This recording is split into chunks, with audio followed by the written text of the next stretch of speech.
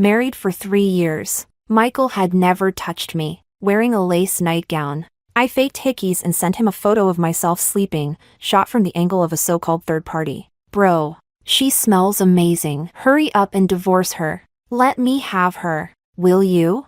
I figured Michael would be disgusted and furious when he got the anonymous message, would toss me aside like trash. The stand-in for his beloved sister. I thought, finally, I could divorce him this time. Chapter 1. My sister was vacationing in Europe, celebrating her 3rd wedding anniversary. She asked me what gift I wanted. I asked for an unregistered international SIM card. Clutching the card in an empty hotel room, I exhaled slowly, exhaustion washing over me. Then I put on the lace, sheer nightgown I had bought specifically for this plan. In front of the mirror, I painted faint, passionate marks on my collarbone and neck. The hickeys dotted my skin like I'd just been ravished. Desire made flesh, possessive and wild. One strap of the nightgown was torn, as if a man had yanked it off in the heat of the moment. Finally, I looked in the mirror and smudged the lipstick on my lips until it blurred like the aftermath of a kiss. Then I sat on the bed and ruffled the other side,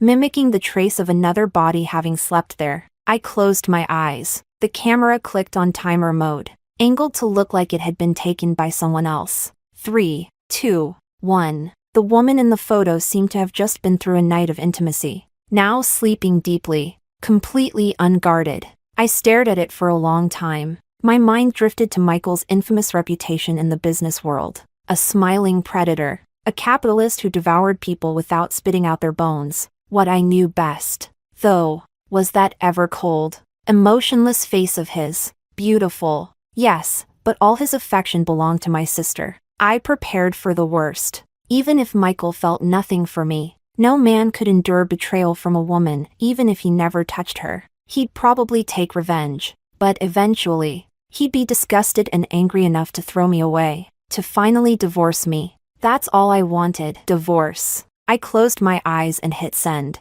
On the screen, the careless message blinked back at me. Bro, she smells amazing. Hurry up and divorce her. Let me have her. Will you? With the photo attached. Message sent. Chapter 2. Not even 2 seconds passed. I got a reply. Michael, who are you? I slowly changed out of the lace nightgown, deliberately dragging out the time before replying, almost sadistically enjoying it. Was he losing his mind right now? Ready to tear this anonymous sender apart? The golden boy, flawless since birth, always in control, now having his emotions toyed with by me. The woman he's kept in the palm of his hand for 3 years. After so long in silence and pain, this moment finally gave me a twisted sense of satisfaction. Once I changed into my normal clothes, 2 more messages came in from Michael. Don't use this pathetic deepfake AI face swap. Just tell me what you want. Say everything clearly yourself. Maybe I'll let you die with a full corpse. I let out a dry chuckle. Mr. Song, if you really want to know whether it's AI, why not ask your wife yourself?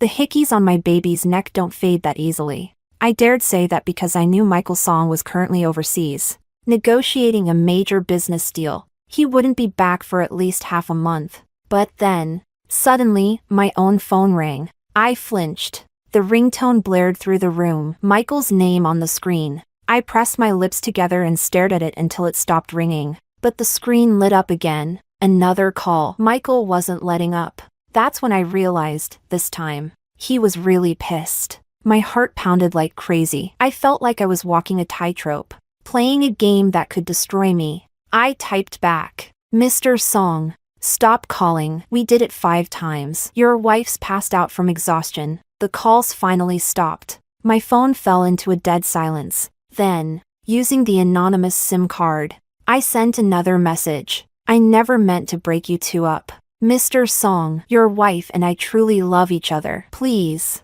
be the bigger person. Divorce her and let her go. If word gets out you've been cheated on, your reputation will take a hit too. Michael never replied again. Uneasy, I tossed the torn lace gown into the trash, checked out of the hotel, and went back to the villa. The housekeepers were cleaning like usual. Everything looked normal, calm, like nothing had ever happened. I washed up and went to bed. At dawn, just as the sky started to lighten, I was half asleep when I heard the roar of an engine outside, followed by the screech of tires and a sudden air brake. By the time I sat up in panic, the bedroom door was already being knocked on. "Caro, open the door." The voice was low and cold, clearly forced into a calm tone, but there was a thin thread of agitation barely held in check. I woke up completely, as if a bucket of ice water had been dumped over my head. Cold spread through me. It was Michael. Chapter 3. Panic seized me. How could he be back? To him, I was nothing but a worthless stand-in. The knock came again, 3 taps. Just like before. Controlled. Too controlled. His voice came through. A little faster this time. "Caro, I want to see you." I sat up. I couldn't panic. Couldn't slip.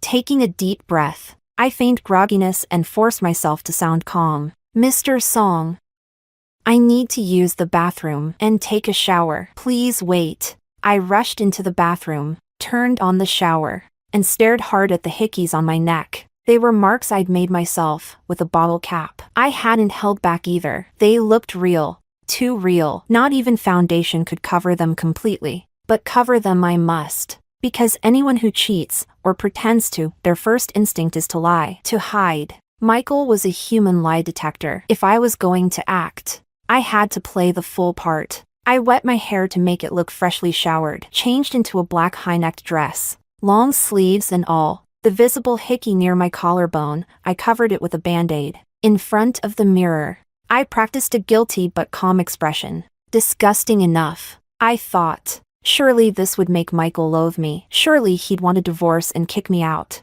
I opened the door. Michael sat on the sofa, eyes closed, brow furrowed. His face was pale, his jaw shadowed with stubble. He had forgotten his watch. His usual cufflinks were missing. One hand gripped his phone tightly. The other hung over the armrest, 4 deep gashes across his knuckles. As if he'd hit something hard, repeatedly. He didn't even bother to bandage them. "Mr. Song, why are you back?" Michael opened his eyes, and his pupils were so dark they looked like ink. He pushed himself up from the sofa. The urgency from earlier had vanished. He walked toward me slowly, deliberately, instinctively. I stepped back, but he grabbed my arm and pulled me close. His eyes dropped to my neck. His pupils contracted. I forced a smile. "Is something wrong?" He didn't answer. He lifted his hand, 2 fingers hovering right over the band-aid, not yanking it off yet, just poised, as if ready to rip away not just the tape, but every lie, every facade, and with it, the farce of our marriage. I started shaking, shut my eyes, waiting to be exposed, but instead, his fingers merely rested lightly on the band-aid. He asked calmly, "How did you get this?" I looked away on purpose. I accidentally scratched myself with a page from a book. "A book," Michael blinked. Slowly. "What were you doing last night?" His fingers slipped under my collar. Just a tug, and he'd see the marks beneath. I swallowed.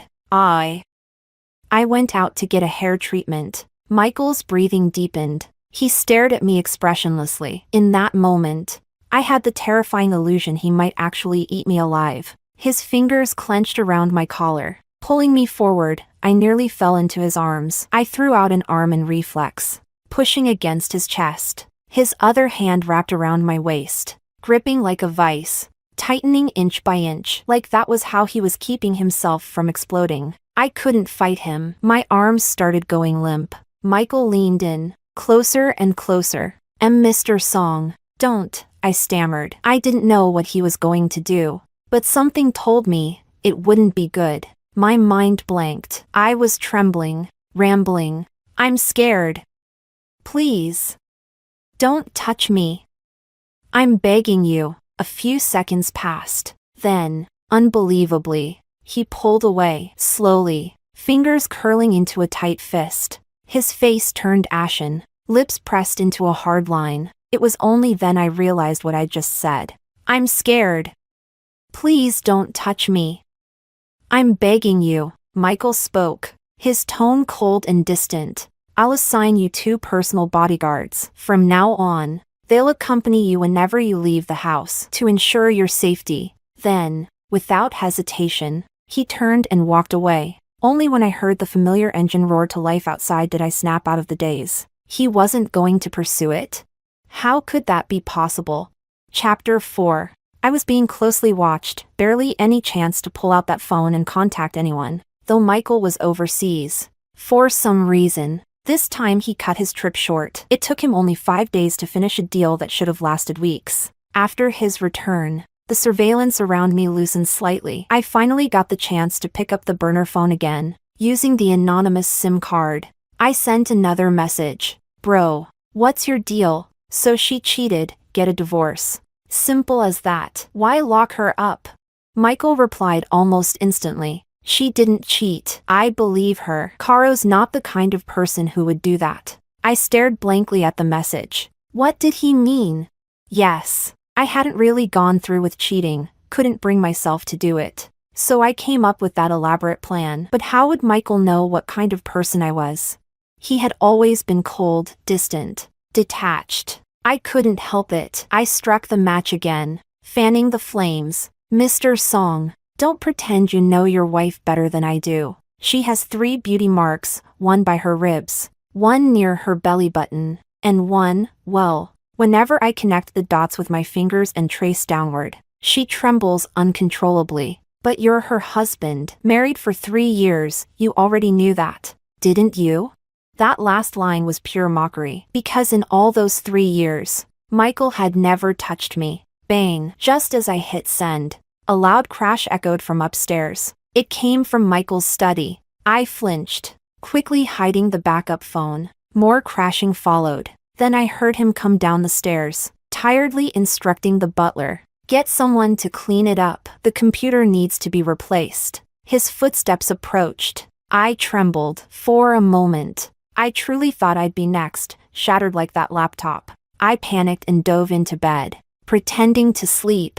Ever since Michael came back, the lock on my door had mysteriously stopped working. He turned the handle quietly. The room was dark. He said nothing, but I could hear his ragged breathing. His pounding heart echoed in the silence, so loud I almost wondered if he could hear mine too. He stepped closer and closer. I squeezed my eyes shut, but Michael didn't shake me awake, didn't grab me by the throat and demand answers. He just stood by my bed, even with my eyes closed. I could feel his gaze, sharp, searing, burning a hole into my lower abdomen, as if he was contemplating whether or not to confirm something. Don't move. Keep breathing steady. Stay in character. I stayed completely still. Then I felt the mattress sink. Michael lay down beside me, slowly. That scorching stare still pierced into me. I gritted my teeth. No turning back now. If you want the tiger's cub, you have to walk into the den. I twisted in my sleep,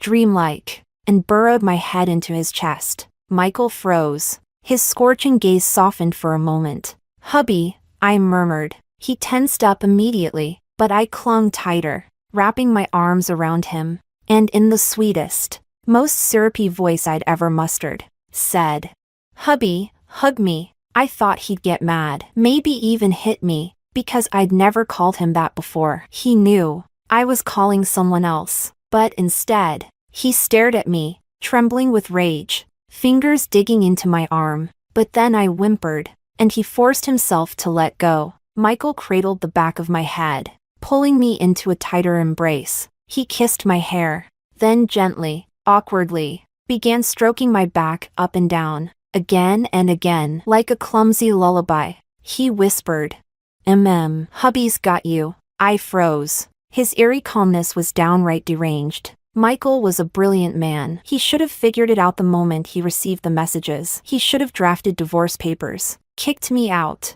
kept his image intact. Instead, he denied it again and again in the most obsessive, irrational way, refusing to believe I'd slept with anyone else. And now, he was claiming the words I'd meant for another as if they belonged to him. What was he even doing?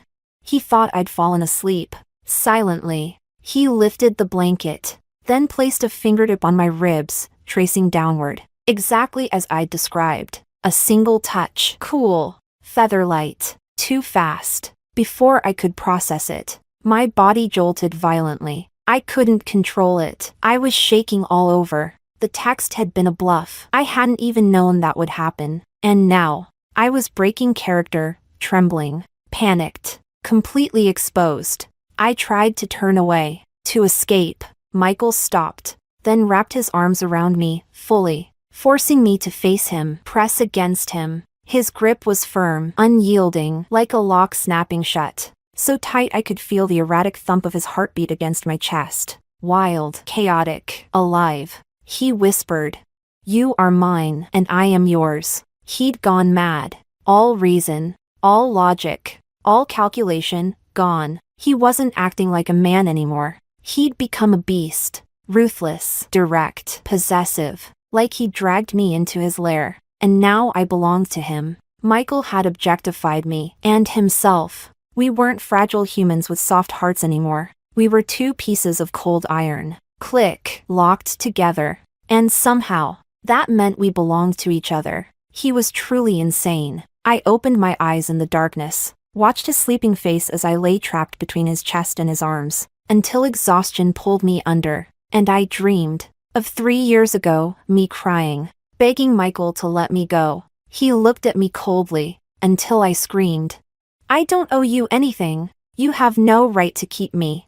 Only then did he step back, silent for a full minute, then said, "You do owe me. Your sister ran away and ruined the engagement. So now, for the rest of your life, you'll repay the debt. I won't let you go." I collapsed to the ground that day, touching the face that looked so much like hers. I finally understood he would never let me go, because he saw me as her substitute. 3 years passed like that, suffocating and bitter. When I opened my eyes again, Michael was gone. The space beside me on the bed was smooth and clean, like no one had ever been there. Chapter 5. I received a message from Michael. "Do you have any more photos or videos of her?"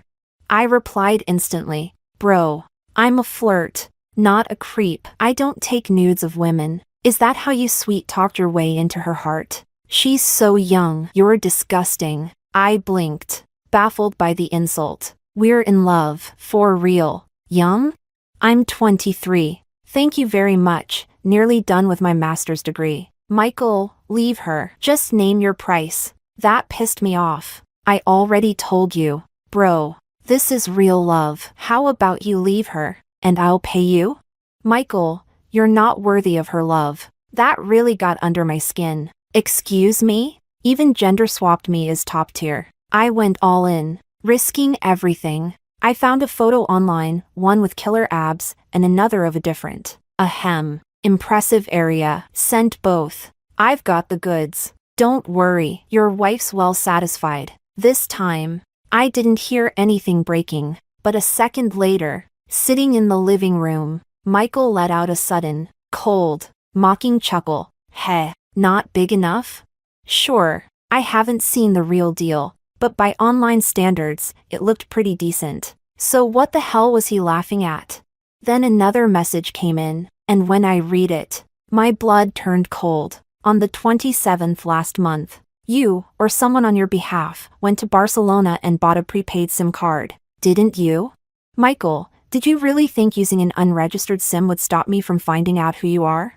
Asterisk, I'll track it down, one thread at a time. Carefully. Like peeling your skin off. If you went to Barcelona yourself, fine. If you had someone buy it and mail it back, I'll find that address. Better start sleeping with your eyes open. Brother. That brother, pure venom." I shot back. "I will sleep with my eyes open just to get a few more looks at your wife." Crash. Outside the room, another cup shattered. "Michael, she's just playing with you." I gritted my teeth. "Really? Then maybe take a good look at your wife lately." I shut off the phone, and just like that, I cooled down. Changes. What kind of changes do women show when they're seeing someone else?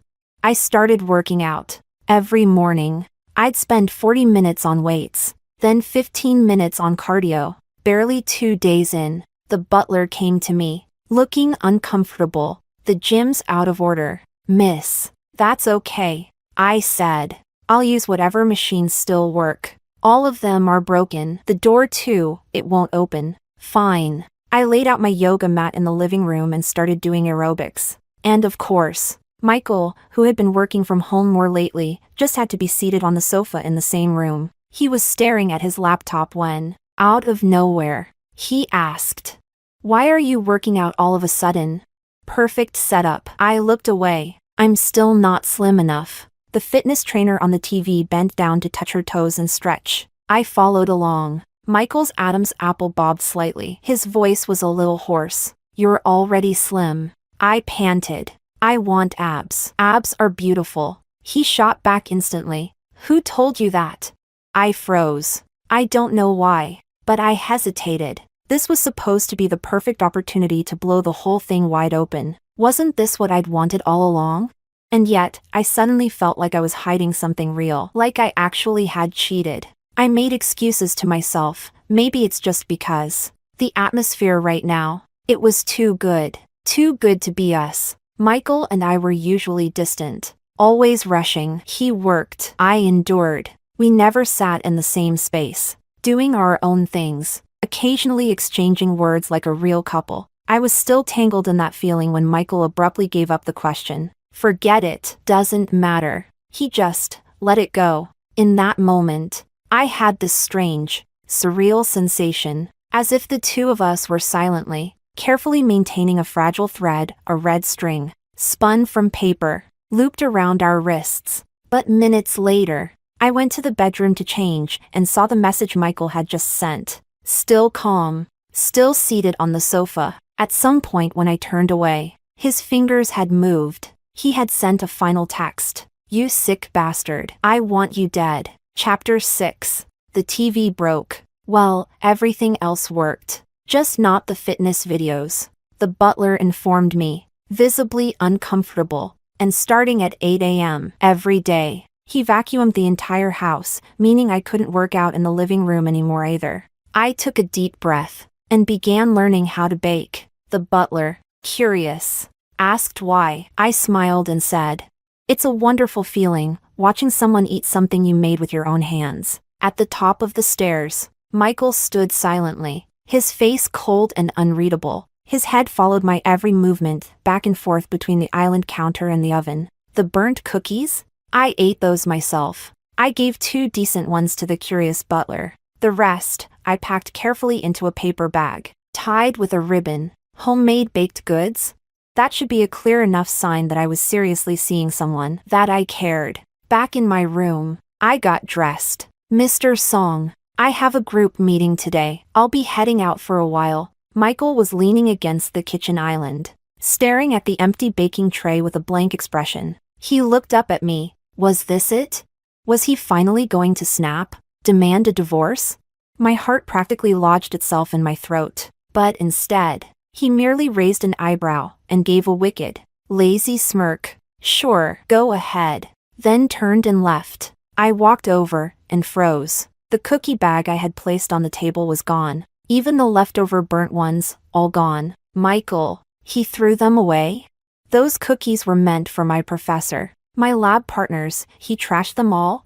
I was so angry I couldn't even speak. Fuming, I fired off a string of texts behind his back. "Your wife says you've been lashing out at home a lot lately. She's scared. She cries at night. Says she misses me terribly. Mr. Song, why haven't you divorced her yet? What's the point of all this clinging and dragging things out? Is winning really that important to you? She doesn't owe you anything. Your marriage was a transactional alliance. Nothing more. You already got what you wanted. Why won't you let her go?" "Michael," she cried. I stared at the message, speechless. That's the part you focus on? The point is divorce, not the tears. Then a second message came in. "You live in District C too?" My blood ran cold. How did he find out? Before I could deny it, he followed up. "I'm getting closer to you, you filthy, dog-like degenerate." I slammed my phone shut. Sweat broke out all over my back. Time was running out. I couldn't keep playing it safe, poking at him through layers of gauze. I had to go all in. This was it, the final gamble. Chapter 7. My hands trembled as I clutched the divorce papers I had drafted myself, slipping them into my shoulder bag. Then I put on the shortest skirt I owned. High heels. Did my makeup. Sprayed on perfume, then pushed open the door. "I'm going out." Michael looked at me in silence. It felt like the first time in days that we had looked at each other this long, this intently. The warm lighting from the living room cast a shadow across his sharp cheekbones. He looked thinner, his eyes were bloodshot, like someone slowly burning away, candle wax melting under an invisible flame. Tense, alert, exhausted, and hauntingly beautiful. How long had he been sitting there like that? "Where are you going?" he asked calmly. "To a friend's place." "Which friend?" His gaze dropped to my too-short skirt, darkening. "You don't know them." He smiled, a silent, mocking smile that wrinkled the corners of his eyes. "Tell me, who knows? Maybe I do know them." "Mr. Song," I said, keeping my tone steady. "Our marriage was always just a transaction. You promised, no interfering in each other's personal lives." He stood slowly, all 189 centimeters of him, broad shoulders, narrow waist, a natural-born model. That's when I realized he wasn't in a suit today. He wore a fitted black sweater, the fabric pulled taut across his chest. He lowered his eyes and calmly removed his blue light glasses, tossing them onto the sofa. "Go on, Caro," he said, voice low. "Let's see how many more sharp little daggers you've got for me." I stepped back, shaking, but forced the words out anyway. "Also, I don't owe you anything. My sister's back in the country. If she knew how you've been treating me, she'd never want anything to do with you." That hit a nerve. Michael's brow twitched, quickly, almost imperceptibly. "What?" I swallowed. "I'm leaving. Not just leaving, I'm divorcing you." I didn't look back. I tossed the divorce papers and ran for the door. Finally, the words were out. An end to all the tiptoeing and second-guessing. A rush of freedom flooded me, like finally boarding the roller coaster I'd been waiting in line for forever. But after the rush came fear, nervous, aimless fear. I bolted to the door, hands gripping the handle like a lifeline, swung it open halfway. Bang! The door slammed shut again. Michael had punched it closed. He gripped my hands tightly. "You dare?" His voice wasn't wild. His expression wasn't crazed. In fact, he looked calm, too calm. But his eyes were so dark, so deep, and his breathing was completely out of control. "Mr. Song," I gritted out. "I'm seeing someone. Get a grip." His jaw clenched. I could practically see the veins pulsing at his temples. He was so furious it was like his body couldn't contain it. His knees pressed into mine, pinning me against the door. He could barely stand, but he still wouldn't let go of my hand on the doorknob. He wrapped around me like a serpent, tight, suffocating. That cold, expressionless mouth of his said no curse words, no desperate begging, only repeated, through clenched teeth, "You dare?" I could feel the heat of his chest burning into my back, so hot it hurt, like electricity coursing through my bones. My brain went white. I couldn't even control my own breathing, much less my thoughts. The light was too bright. I couldn't not see his beautiful, ice-cold face, his body pressed so close it was like we were trying to fuse into one. I trembled, forced my voice out. I meant to say something cold, something final, but my voice betrayed me. It softened, cracked. "You don't even love me." Breathless, I whispered, "Michael, please, divorce me. You don't love me. Someone else will." His breathing stopped for a moment. His whole body stiffened. He gritted his teeth like he wanted to speak, but couldn't. And then, slowly, his strength came back. He steadied himself with one hand on the door. I reached for the doorknob again. He lifted me off the ground. "What are you doing?" I struggled, panicked, expressionless. Michael let me kick and thrash, then crushed his mouth against mine. As he walked, he deliberately stepped on the divorce papers. "Divorce? Only over my dead body." I burst into tears. "What gives you the right? Why are you being so unreasonable?" Michael carried me straight to the bed. He said, "Because we're married, that means for the rest of our lives. We're bound to each other." I deliberately tried to provoke him. "I like him. I slept with him." The final veil between us was torn away, but instead of the explosion I expected, there was only silence. Michael slowly removed his clothes. His lips were red from my biting, which only made his pale, sharp features look even colder, even more devastating. The lines of his body, flawless, sculpted, were more breathtaking than the photo I'd sent him. He looked down at me. "So what?" I froze. What? Michael's face was emotionless. You're still young, curious about that kind of thing. It's normal to want to fool around a bit. I stared at him in disbelief. His eyes lowered, and he took off the last of his clothing. My gaze dropped, completely involuntarily. And then I understood why he had laughed at those 2 photos I'd sent. He had every right to be dismissive. Michael took my wrist in his hand. As he leaned down, I caught the scent of his skin, masculine, sharp, intoxicating. No layers of fabric this time. No buttoned up, pristine suits to keep him distant. No cold words. No never-ending work to hide behind. For the first time, I truly realized something that should have been obvious all along. Michael was a man filled with raw, overwhelming possessiveness. I couldn't finish the sentence. My tongue felt numb. My breath caught in my throat. Every nerve in my body was focused on him. He looked at me calmly. Caro, you're just hungry and running away for junk food? That's a childish move. He touched my forehead, gently, but with commanding force, and tilted my head back. Another long, suffocating kiss. I could barely breathe, could barely remember why I'd started all this. Michael's hand slid to my neck, not hard, but just enough to take the air out of my lungs. He looked down at me, completely in control, and whispered, "But if you're willing to leave me for trash, that's not going to happen. You did something wrong, and there has to be punishment." I trembled. My voice shook uncontrollably, like I was under some wicked spell. What kind of punishment? His fingers once again traced over the 3 beauty marks. I shuddered, begged him to stop. Michael stared silently, unmoving. Only when I begged a second time and tears crept into the corners of my eyes, did he finally let out a long sigh. As if forgiving all my sins, he kissed me again, deeper this time, and pressed even closer.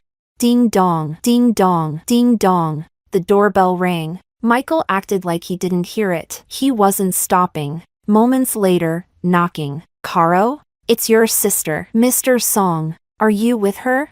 Her voice was worried, urgent. Michael's fingers clenched the bedsheet. He inhaled sharply, his face twisted with something almost terrifying. He closed his eyes, struggling to regain composure. Was it because she was here? The woman he truly loved?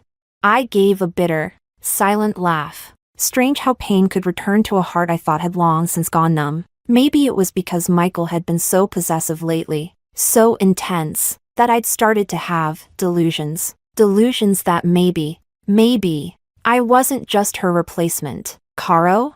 My sister knocked again, more urgently this time. When no one answered, she started twisting the doorknob. My heart dropped. The lock, it had been broken for weeks. "Don't open it. Go wait in the living room. I'll be right there." Michael threw the blanket over me. All right. Chapter 8. I got dressed and sat quietly beside my sister. An odd, lingering sense of guilt pressed down on me. Michael sat alone on the sofa nearby, legs spread, taking up space like a throne. His fingers tapped restlessly on the armrest, and every few seconds he took a deep breath, like he needed the air to keep himself from cracking. "Sis, why are you back?" I asked. Olivia coughed, as if what she was about to say wasn't easy. She hesitated. "Actually, I didn't go on a wedding anniversary trip. I was just traveling alone, to clear my head." "What?" I blinked, stunned. She stumbled over her words. Michael's fists tightened. "Olivia, if you have something to say, just say it." Olivia hesitated. "Carolina, I'm actually divorced." I looked at her, and suddenly, I understood why she had come. She placed the divorce agreement, creased and dirty from being stepped on the table. I was unsure for a while. She said, "But after seeing this, I think it's time I speak up." Then she turned to Michael. "Mr. Song, I was the one who ran away back then. I owed you. I can marry you now, to make it right. But please, let my sister go." My heart skipped a beat. This should have been a good thing. Michael, who had always refused to let me go, faced with the real bride, would surely abandon a mere substitute. And yet, why did I feel like this? I watched the two of them, locked in silent eye contact. I should be happy, right? I lowered my head. hiding all my emotions behind a blank expression. A long silence passed before Michael finally said, "What?" Olivia repeated. "Please divorce my sister." "Michael, no." I looked up, completely stunned. His face was blank. "Both sisters marrying me one after the other? I'd be a joke." Olivia calmly replied. "I've taken foreign citizenship. My current name is my ex-husband's. As long as I stay out of the spotlight, no one will connect me to Carolina." Michael didn't respond. Olivia gently slid the divorce papers toward him. "Mr. Song, please sign. I owe you. Let me repay the debt. But don't make my sister suffer anymore." Michael's laugh was sharp, bitter, like a man on the verge of snapping. He leaned forward, his expression cold and crazed. "Suffer? How have I made her suffer?" He spat, glaring at Olivia with wild eyes. "Why don't you ask your precious sister who's torturing whom?" His jaw clenched tight, temples pulsing. "Why?" he muttered. "Why does everyone keep pushing us to get divorced?" "Yes, I forced her into this marriage. It's my sin. Whatever she does to me, I accept it. But you, who the hell are you to speak for her?" He bit his lip, stopping himself just short of saying something crueler. "Maybe because she was my sister." Olivia froze, and so did I. Michael seemed to realize he'd said too much. A flicker of something crossed his eyes. Regret? Panic? Before he quickly masked it. But what did he mean? "He forced me into this marriage 3 years ago. It was supposed to be a marriage alliance between the Zhao and Song families. My father admired Michael, a rising star in business, and despite his humble background, arranged for my sister to marry him. But Olivia met a blue-eyed violinist overseas and eloped. I was still in school at the time, barely old enough, forced to marry Michael at the legal minimum age of 20. What did he mean? Forced? Olivia's voice was a whisper. So, Ian, you set that up?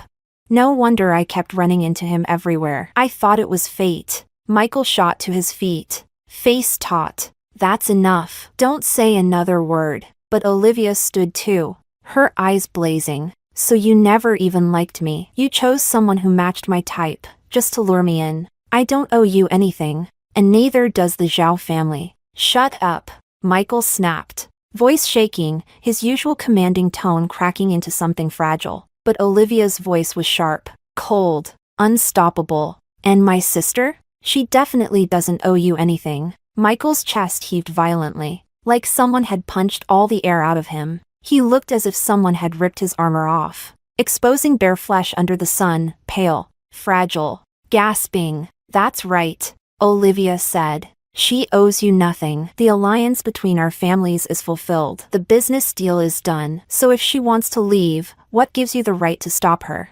Her words, shockingly, left Michael speechless. This man, who always stood tall in the business world, now sat trembling, fists clenched, completely without a comeback. I won't allow it, he whispered, eyes red-rimmed. He glared at Olivia, wouldn't even look at me. I just won't. He'd called me childish before, but now, he looked more like a child than anyone, stubborn, petulant, refusing to let go. My sister, furious, stepped in front of me like a raging bull, ready to gore him with her horns. You think just because you have money, everyone has to orbit around you? My sister's a living, breathing person, not some puppet for you to control.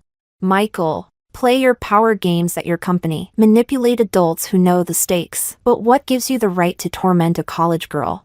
His lips parted, pale and speechless. And for a moment, I wanted to say, he didn't torment me. He just never looked at me, never touched me, never loved me. That was what hurt. But Olivia only got angrier. Look at how she's been living. Her bedroom door's been broken forever. You never even fixed it. You stomped on her divorce agreement like it was trash. Have you ever treated her like your wife? Ever been good to her?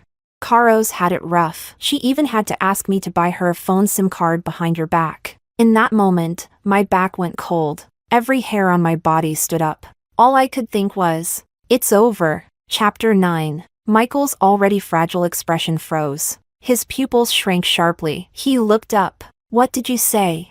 I panicked and grabbed Olivia's arm. Please, please, please, please, Don't say another word. Sis. Olivia gave me a confused glance, then looked at me like I was some pitiful child too cowardly to speak up. What? Is Mr. Song pretending to care now? She snapped. My little sister, everyone thinks she married rich to enjoy life. But when I asked her in Barcelona what she wanted, all she asked for was a phone SIM card. She looked so scared to ask for more. That's not what it was. I was shaking all over, not daring to look at Michael. The silence in the room dragged on long enough to start burning. Finally, Olivia frowned. What's wrong? What about the SIM card?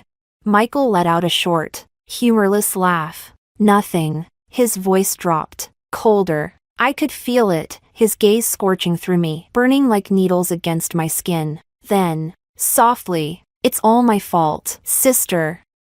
I'm sorry. Just like that, all his anger vanished. He even called Olivia sister, even apologized. It was so out of character. Even Olivia faltered. Don't act like this. It's too fake. Michael nodded gently. Yes, all my fault. But, sister, my wife and I need to talk. Alone. Please. Give us a moment.